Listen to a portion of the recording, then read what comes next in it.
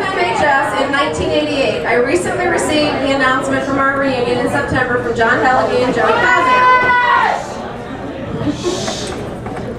I can't believe it's been 20 years already. I also cannot believe I am so very disappointed that I will not be able to attend our gathering to honor the event. As you may or may not remember, I am a major proponent of reunions, and this is a big one.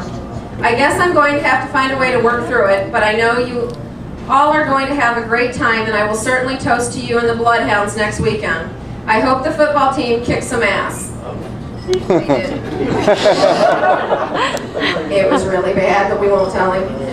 Just to briefly explain, I now have a job that requires quite a lot of travel overseas, an international humanitarian organization called the International Rescue Committee, also known as the IRC, and it's www.theirc.org, if you are curious.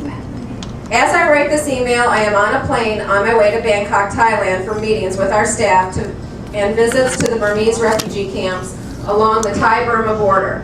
This long-planned trip will unfortunately keep me out of the country for the next month, and there was no hope for me to rearrange. While I know this trip will not be as festive as I'm sure our reunion will be, I am still somehow comforted to know that I will be carrying with me, as always, the spirit and values learned during my days at FMHS, in large part from my classmates. We all shared 4 truly great and exciting years on which I took back with the fondest of memories. So please accept and/or convey my most heartfelt apologies for not being in attendance, and hats off to you and whomever else helped you pull this together, an auspicious event. I know it will be great fun. With greatest warm regards, and go Hounds. Aaron. I told him I would share it with everyone.